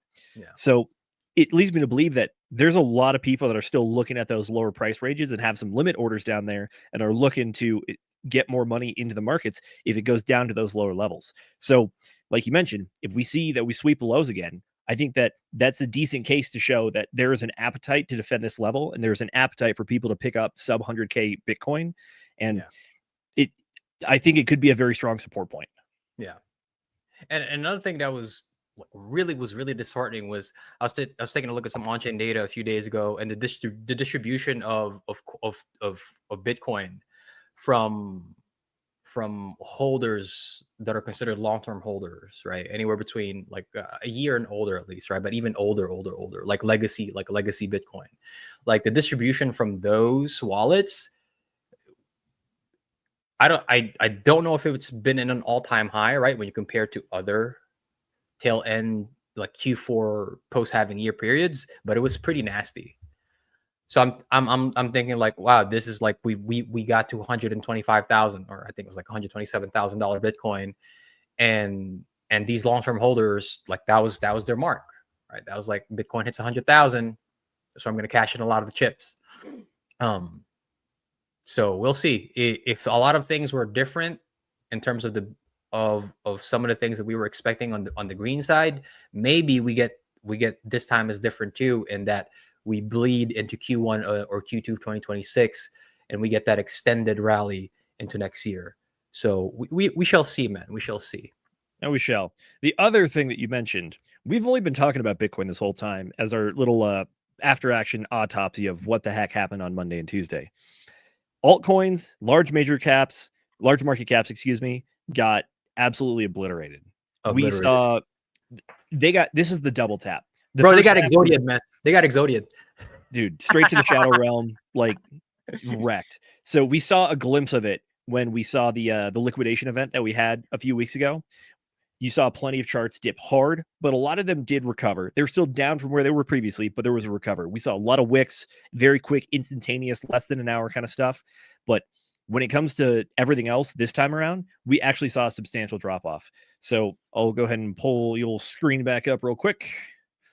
Yeah. So, yep, Bitcoin only went to 100K. Ethereum, oh my boy, you got all the way down to $3,000 Ethereum on the wick, and then it stayed right around that 32 to 34 level for a while. Again, other tokens, we covered Crow token, the Cronus token, after they had their nice big pump from the announcement of working with the World Liberty Finance folks. They are now back all the way down to 11 cents after being at a high of pretty much 40. Other tokens, let's see, Sui, kind of an altcoin darling recently, dropped all the way down to $1.86. Dude, nice drop into support right there, man. Oh yeah, even lower than what we saw during the liquidation event. Yeah. Other tokens, XRP, everyone's favorite. People that have been fighting for a long time. Everyone's favorite token to hate on that's not named Cardano or Hex. That's true. During their liquidation event, they had a real crazy wick all the way down to $1.40 pretty much. This time around, we got down to like $2.10. But keep in mind that this token has been trading a lot higher than this for a long time. Pretty much most of the tail end of 2025, we've been up around that $3 area. You can get in pretty close to $2 there. And then again, let's go look at the other one you mentioned there, Cardano. How are you doing? A dip again. But I will say, that's some good looking support right there. Yeah. Hard to argue with that. We've touched this once, twice, a third time, down at 50 cents for Cardano after trading near that 75 to $1 area for a good bit there. So yeah, the altcoins bled very heavily. I want to say that Ethereum was actually the big loser of the day. And on this big red candle right here, that was a 20% down day for Ethereum. Yeah. So this late in the game, that large of a market, seeing that kind of movement, I think that because it is Ethereum, it definitely hurt the rest of the altcoins a bunch. And by the way, let's even look at Dogecoin real quick. Doge is sitting down at 15 cents there for a few days. Again, kind of testing this support area that we've seen previously. But yeah, as far as everyone saying Doge is going to $1, if you still believe it's going to $1, I'm not going to lie, these prices look kind of juicy. But the overarching narrative that I was seeing online is that if people are saying that this truly is the end of the bull market, you know what we didn't see? We didn't see an altcoin season. And we didn't see any rotations. We didn't see any massive pumps. People were claiming that all the altcoin seasons previously happened earlier in the year. This cycle's so different that there's no altcoin season. But at the same time, though, I think that the rotation of profits at the end of a market I think it's a very integral thing. So to not see it, I don't know if I'm just gaslighting myself into this, but because I didn't see rotation of profits, it leads me to believe that like the music's not stopped yet. It may have quieted down, but it's not stopped. Okay, let me inject some harsh truth. Just like the 4-year, just like we mentioned this a few times when we're doing TA on Bitcoin, right? And in crypto market as a whole. It seems like 15 years is a long time, but that's not a lot of data points, Matt. Especially when you're considering things like 60-day cycles, 4-year cycles for Bitcoin, at least. We have 3-4 year cycles for Bitcoin. It's going to be the 4th one upon completion. Not a lot of data points. And so, and when it comes to the altcoin market, bro, you have even less data points. That's true. Right? Because there were no altcoins within like, what was the first altcoin? Was it Ethereum? No, or was it Litecoin, wasn't it? Yeah. And when was Litecoin released? It was Litecoin. It was like Litecoin. Litecoin was the first. Yeah. Like after the first 4-year cycles, we have even a shorter timeline and smaller data points when in terms of altcoins. Okay, so this expectation a lot of people have that there must be a euphoria phase where the rotation of capital happens, like it must happen. Sorry guys, I have to inject some like reality here. You saying that it must happen just because it happened the prior 2 times since inception doesn't mean it's going to happen. Like you have 2 data points. Right. If I told you, if I went to any reputable, like any reputable scientific community worth their salt, and I said, hey, I think X is going to happen, but I only have 2 data points, they'll laugh you out of the room. They will laugh you out of the room. You're not wrong. Okay. So I have to add that little caveat there. I'm not saying that it's not going to happen. I'm not saying that I wish it wouldn't happen. Obviously, I wish it will happen. Right, because that means price go up for all of our bags. But you have to look at these things from as an objective position as you possibly can. Otherwise, you will fall into the trap of I'm not going to take profits just because it like there hasn't been a euphoria phase. None of the top indicators hit. We had no alt season. We had no rotation of capital. Well, just because it happened 2 times in the past doesn't mean it's going to happen again, man. So that's true. Like, and by the way, two times in a row is the start of a trend, and it's a weak trend, gang. That's true.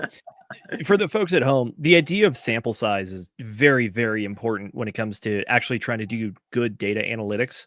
So the fact that we're on Bitcoin's fourth alleged 4-year cycle and that we've only had 2 altcoin seasons, really, those sample sizes are so low.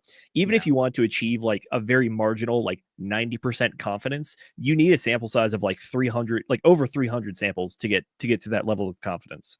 So the fact that we're still so young in this game, look, it's part of the reason why we're here, which is that we see this as a fledgling opportunity. This could be the new frontier for finance and innovation and markets and stuff. And I think we've all made the assessment that, yes, there is a lot of potential upside here. It comes with the fact that it is a new fledgling market. And yeah, you're trying to operate off 2 or 3 data points and you don't have a whole lot to go off of, but you're just trying to look at as much as you possibly can, take it all with a massive grain of salt, and try to move that the best you can as well. So like, I hear you that the saying that there has to be an alt season. Yeah, could be a little foolhardy. Gosh, at the same time though, like it just, if that's the case, then this cycle is really throwing all of us through an absolute loop. But that's one of the things that you have to be aware of as an investor in a young market, right? Like you get the positives of these massive upside rewards, but you also have to be aware that like it could still go to hell in a handbasket really quickly, right? With massive reward, like for every give me, there's a gotcha, right? You can't have the promise of massive gains that'll outpace the S&P 500 by like hundreds of magnitudes over, and also not be willing to look at the risk in the face and say, I have to have a plan for you, right? So yeah, it's true. By the way, I do have one more fun fact for the evening here. We are 1 day short of the official 4-year top to top measurement. Last time it happened, November 10th, 2021. Today's the 9th. So look, if you're into that, if you like the top to top, well, your signal's coming up. I think we happen to say that the bottoms are a lot better measurement, but at the same time, though, it is kind of curious that the top also works decently well. But again, hey, 3 data points. What are you going to do? Yeah. So tell you what, let's get on to the other topic here. This should be a fun one. Here we go. All right. From Cointelegraph, Trump announces $2,000 tariff dividend. Here's how it will affect crypto. Investors saw the announcement as a positive catalyst for crypto markets, but the proposed stimulus hinges on a Supreme Court ruling. And also Congress, by the way, but they left that part out. Yeah, Congress has to approve the spending, not the Supreme Court. It's true. So coming to us from the commander-in-chief himself, people that are against tariffs are fools. We are now the richest, most respected country in the world with almost no inflation. Donnie, you might be doing the exaggeration on that again. I'm sorry, big boss. And a record stock market price. That one fact check true. Record stock price, yes. Lowest, almost no inflation. I don't know about that one. 401ks are highest ever, all caps. We are taking trillions of dollars and will soon begin paying down our enormous debt, $37 trillion, record investment in the United States, plants and factories going up all over the place, a dividend of at least $2,000 a person, not including high-income people, though, with an exclamation point. Take that as you will. Will be paid to everyone. Quote, the president of the United States is allowed to and fully approved by Congress to stop all trade with a foreign country, which is far more onerous than a tariff, and license a foreign country, but is not allowed to put a simple tariff on a foreign country, even for the purposes of national security. That is, I believe, what is the main question going on with the Supreme Court right now. But we're looking at investors and market analysts celebrated the announcement as economic stimulus that will boost cryptocurrency and other asset prices as portions of stimulus flow into the markets, but also warned of long-term negative effects of the proposed dividend. Maybe that inflation that you're speaking of there, that might be one of those long-term effects. All right, tell you what, let's see. This is a very depressing chart, but this is the national debt, by the way. Before you go on into that, can I just say that inflation is going to happen whether they give this money out to the citizens or not. Correct. I just think that this will be a useful scapegoat for when the inflation eventually happens, you can be like, ah, damn, we gave all this money to the citizens. Now we're just chock-a-block full of money.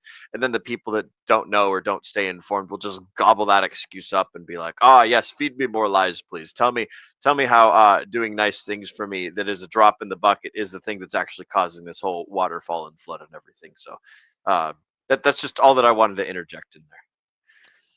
That sounds like a very shrewd strategic viewpoint you're going for there, which is like, hear me out. What if we use this as the scapegoat for existing inflation? I don't think you're wrong there, but at the same time, though, I think it is very appropriate to remind everyone that there are multiple different kinds of inflation. You can either just have the normal inflation as part of just trying to keep the money process going. You can also have demand inflation or pull inflation based on where the need for higher prices come from, whether it's the cost of suppliers raising their prices because the cost of their goods goes up, or it could be the other one, which is there's just too many dollars hunting for the same amount of goods. That's going to be your push. So a couple different options, but yeah. Tell you what, let's do some quick math real quick. Quick maths. U.S. has a population of what, 330 million people, somewhere around there? Probably 340 by now, but yeah. 340. Even if we just want to just cut it in half and say 150 million people will be getting $2,000 stimulus checks. That is only $600 billion. So is it a lot of money? Yes, that's $500 billion for sure. Comparatively what? To the national debt and how much money they print for other things. Yes, you might notice that number is 38 trillion. Yeah. It's like, is that even 1%? I think it's close to 0.5%. Yeah. Actually, no. Drop in the ocean. Yeah. So look, overall, from the national debt standpoint, no, it's not crazy. Is it still concerning, though? I would argue yes. I would argue massively yes. But at the same time, though, there are a lot bigger spenders out there. I'm pretty sure Medicaid and Medicare alone are over $1 trillion each, or right around that level. So there's $2 trillion annually, by the way, not just a one-time thing. Yeah. But let's take a peek at what we got going on here on the chart. We have $270 billion stimulus, first round of COVID checks, $160 billion stimulus, second round of COVID checks, $410 billion stimulus, third round of COVID checks that went out. Okay, what are we looking at? We're looking at early 2020, mid 2020, mid 2021. Okay, very well. How about we flip back on over to the old crypto chart? Let's throw it on the weekly, pull up a clean Bitcoin chart.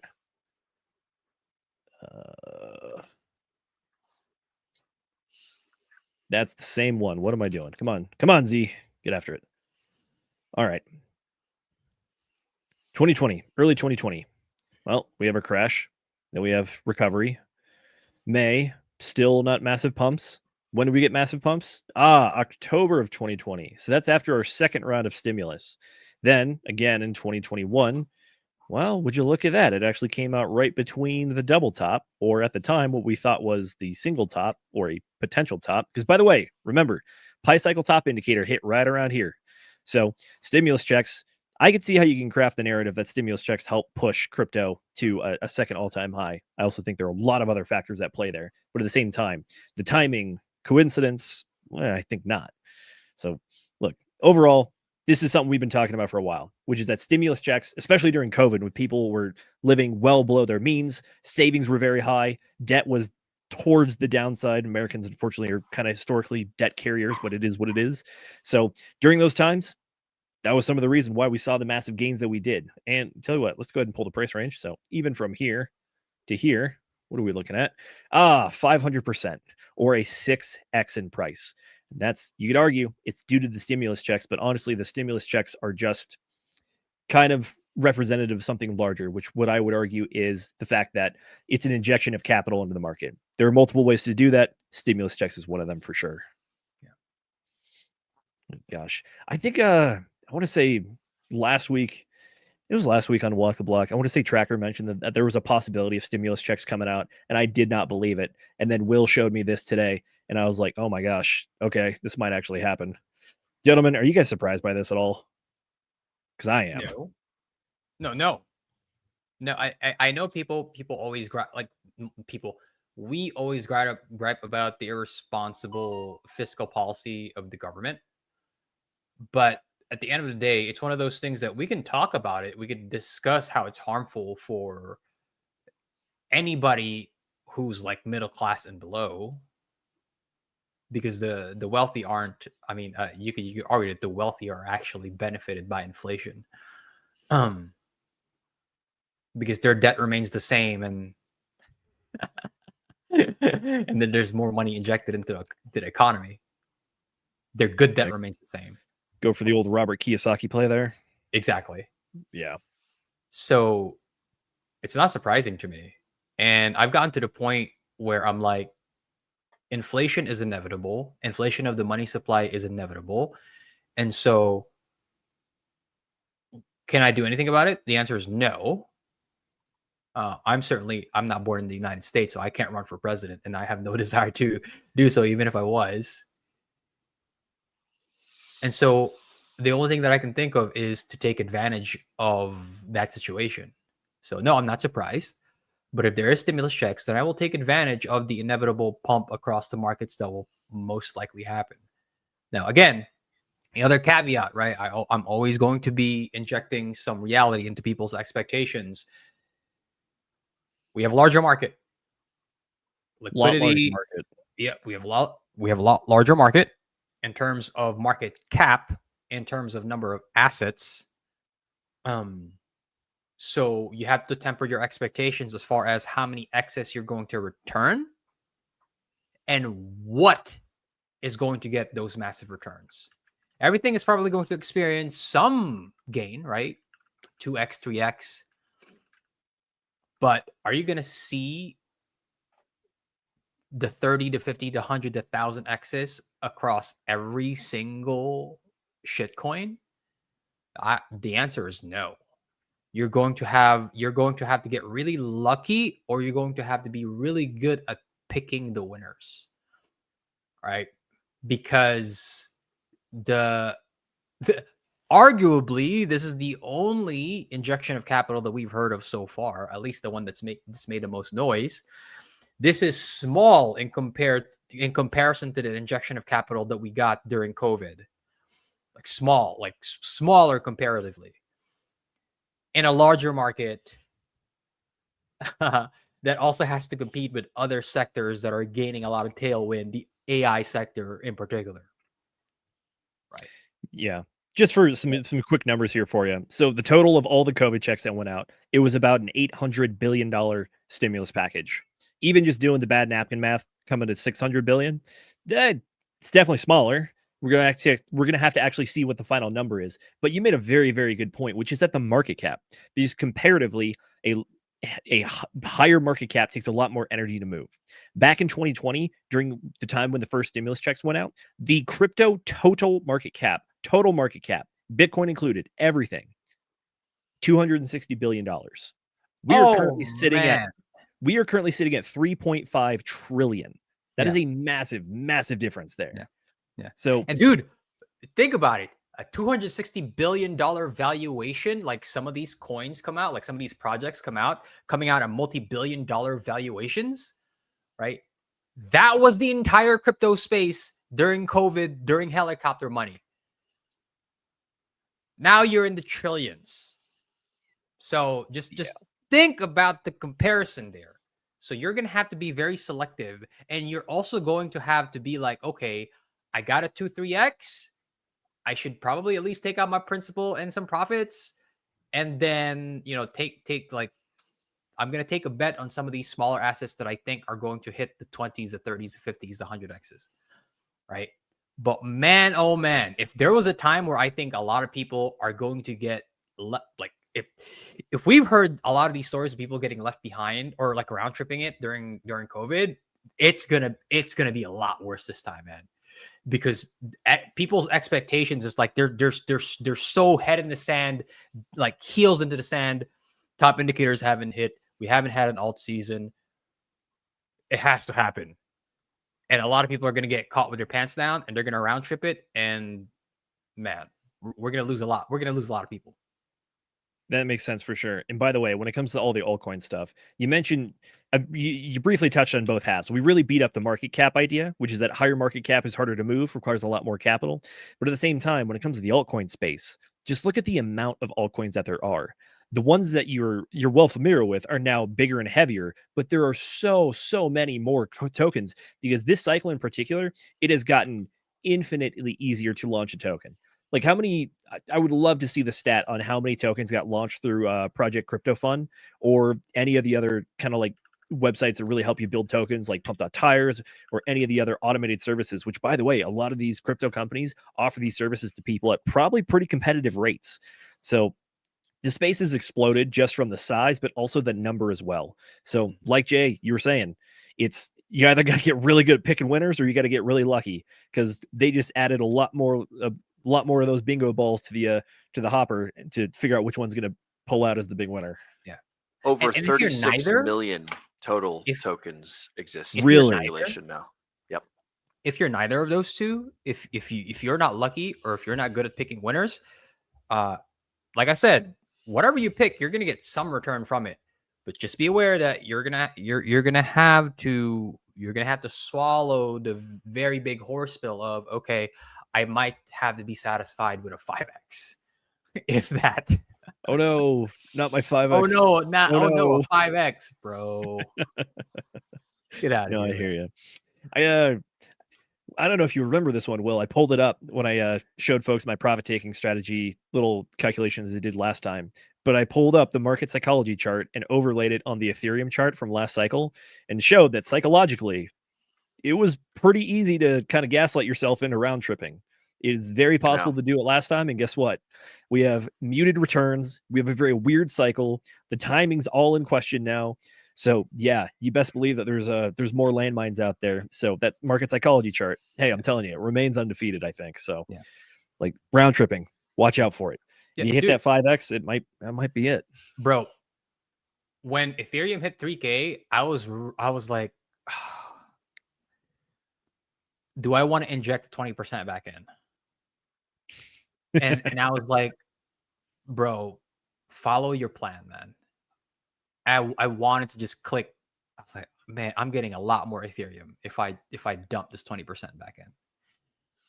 It's like, am I willing to round trip it and not have? Am I willing to round trip it? And I was like, no. So I left the 20% off the table, and the 20% is going to remain off the table.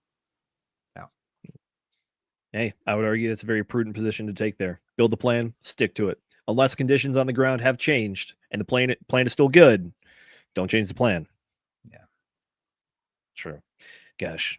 STIMMY checks, quantitative tightening stopped. Waiting for quantitative easing, but overall, I'm curious to see what that M2 money supply chart looks like here in the future. I have a sneaking suspicion it's going to continue the age-old trend of up and to the right.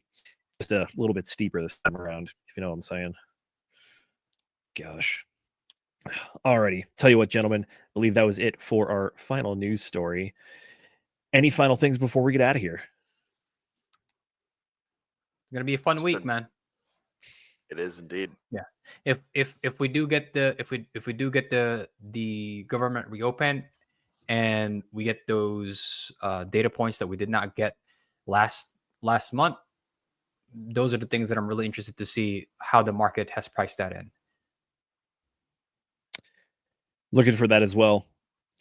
Time's only going to tell what the effect of the government opening up looks like again. If anything, I think that my logical brain tells me the U.S. government is the largest spender in U.S. history. It is willingly imposed a shutdown onto itself. It is going to reopen soon. Even despite the time that it was shut down, the stock market still made all-time highs. Bitcoin still made all-time highs. So the overall market clearly wanted to go up. How much more does it want to go up when we have the world's largest spender back in the game, actually paying the people that it's working for, reopening the government contracts that it had previously stopped, and then getting the spending going? Sure, GDP might take a hit for the quarter, like 0.1, 0.2 percentage points like the Fed was talking about. But outside of that, it's self-imposed. So theoretically, you can just flip the switch and it's right back on. Yeah. Well, like I said, man, you now have the world's largest spender back in the game. So if You know how Richard Hart always talks about like, hey, I'd rather have the few big whales in my eco. Well, you have the whale. You have the whale. The government is the richest entity in the world because they have infinite money. Wait, what's the clip? There's a near infinite amount of money at the Federal Reserve. Is that what he said? Yeah. Kashkari. Gosh, what a blunder. Oh my gosh. The hitman. Ridiculous. Tell you what, before we get out of here, tell you what, Jay, what levels are you looking at this week? What numbers should we be watching out for? Well, my numbers were hits for both Bitcoin and Ethereum. The numbers that I didn't want to get hit, but they were. For Bitcoin, I'm looking for that 50-week moving average to hold. If not the 50-week, at least hold support at around $100,000. But 50-week, man, that's the line in the sand. If we do get a death cross, right, like you're getting the dump into the death cross, right? So if you're getting that dump into the death cross and you haven't sold, the pattern is dump into the death cross, which is happening now, and then a rebound on the other side of it, right? This is the pattern. Dump into the death cross, rebound on the other side of it, and whether it's still a bull or bear market will determine the reaction, right? If it's still a bull market, you're going to get a sustained rally above, back above the 15 to 200-day moving average. If not, you're going to get a rally, get rejected at that bull market support band, and then come back down. So those are the things that I'm looking at.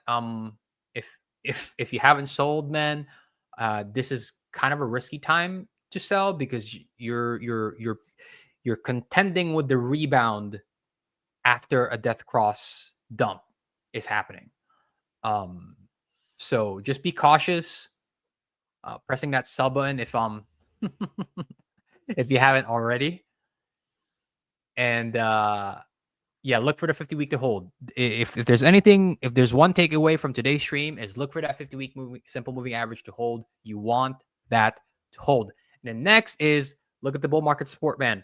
Right? Let's reclaim the bull market support band. That is your 20-week and then your 21-week EMA, your 20-week SMA and then your 21-week EMA. If we can recover and start closing above the bull market support band, we're Gucci. I like it. What I was thinking is bear case. I want to see price defend that 100K psychological level for sure. But we saw a lot of the buys coming in at 99K. I think that's going to be a big one. Outside of that, really the next support areas I see are like maybe 98K if we didn't already start chipping away at that wall. And then it's looking like 93. Towards the upside, it looks like we might have a little bit of resistance at 106. After that, I'm looking at 110, then 116.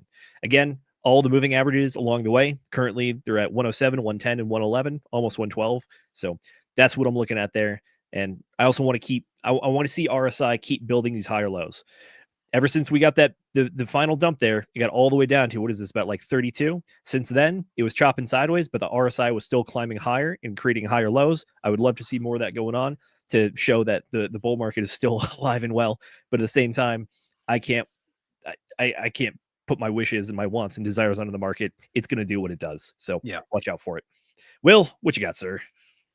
Oh, I just wanted to do a quick little round of chat shoutouts before we hop on out of here. We've been joined by some excellent and awesome folks. That we have. Oh my gosh, we got a big one too.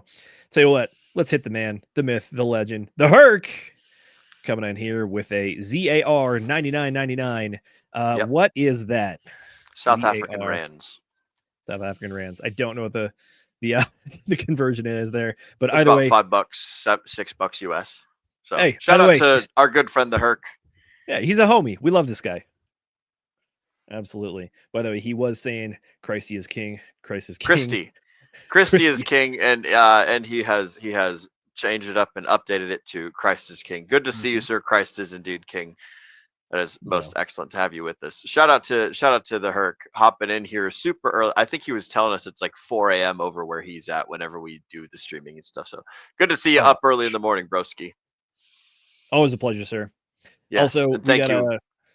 The good folks. By the way, we appreciate you guys in the chat because you do stuff like this. You answer the questions when I ask them because I don't have the answer. Feathercoin was the first altcoin, I think. All right, FN based. I'll take your word for it, but we will verify this and try to get a better answer later on. Outside of that, though, Eddie Gastelum coming in here says, does it make sense because of new Richard Hart new coin Does it make sense to become a validator now on Pulse Chain?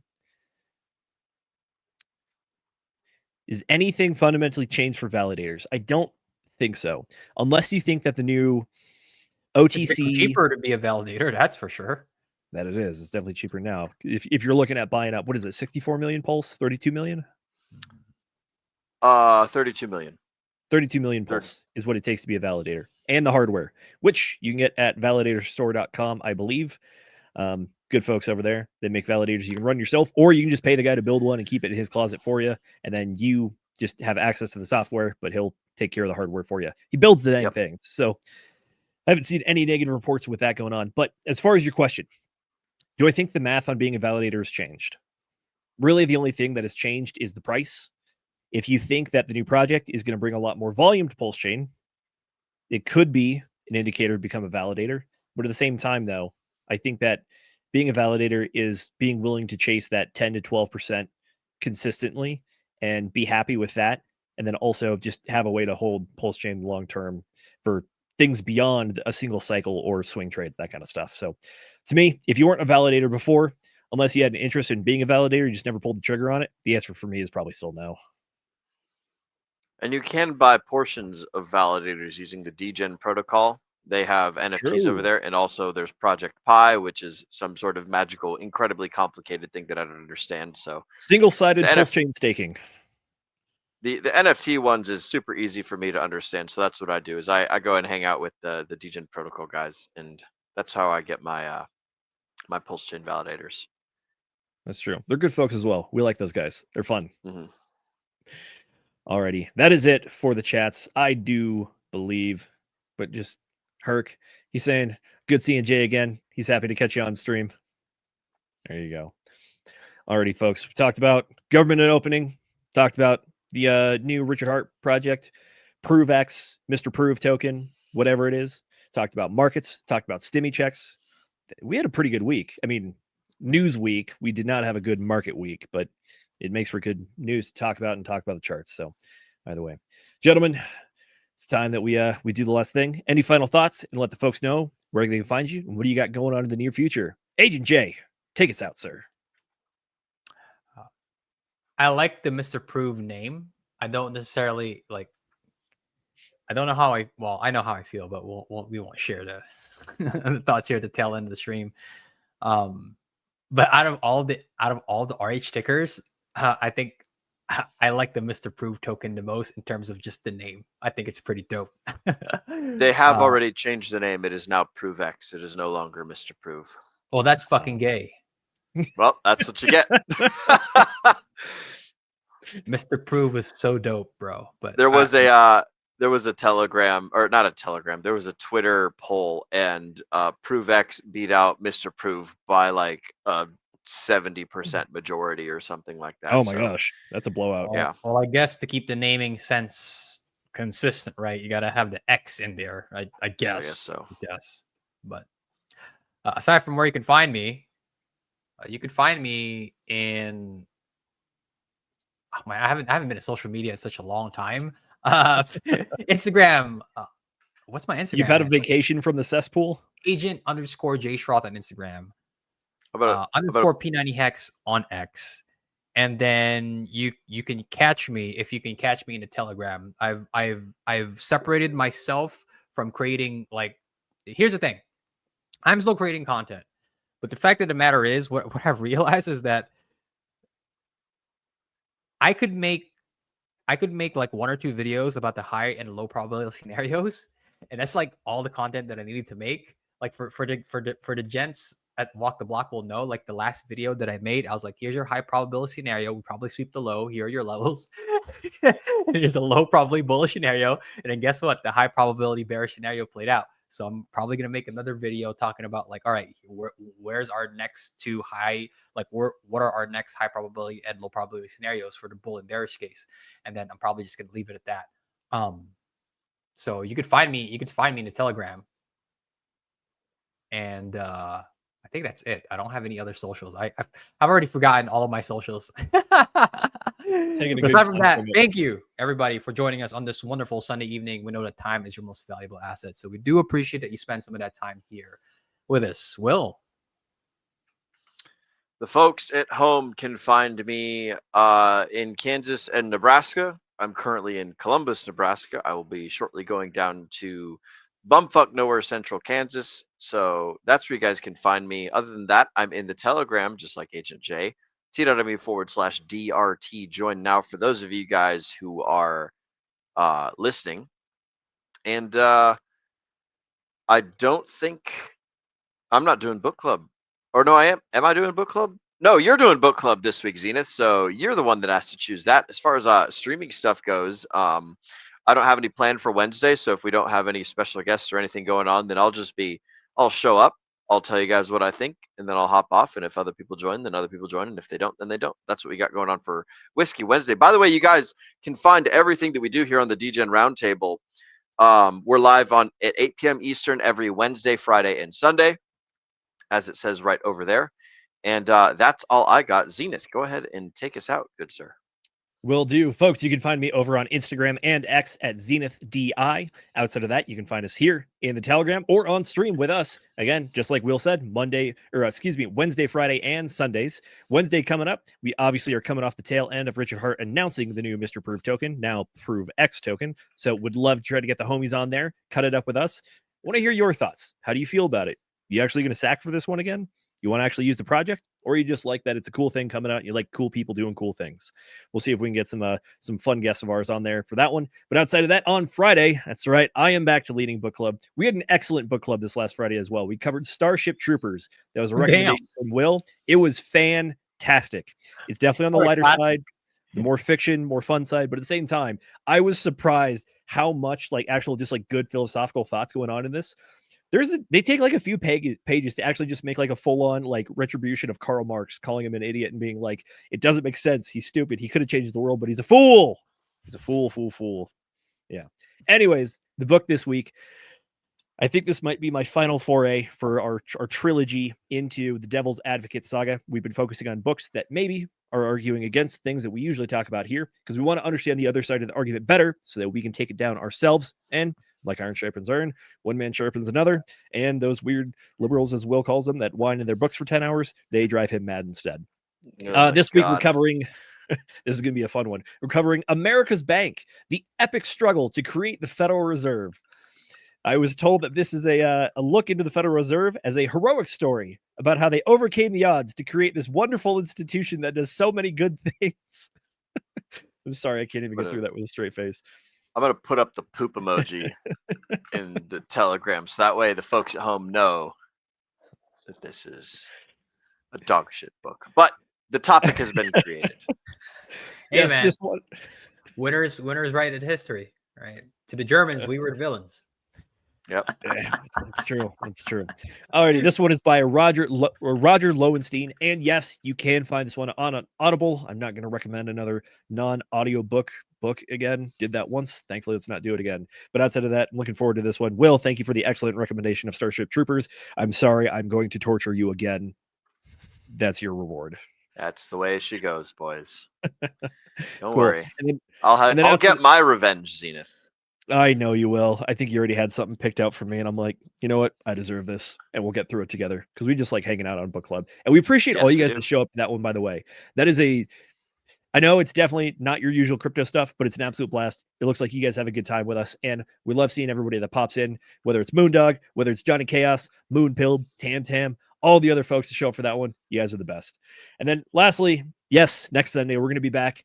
We're going to see if our predictions are true. We're going to see what, hopefully, the government will be reopened by then, and we can actually start taking a look at what it's doing to the overall markets and what's going on by then. And also 7 more days of data on the charts. I bet there's going to be plenty more to talk about.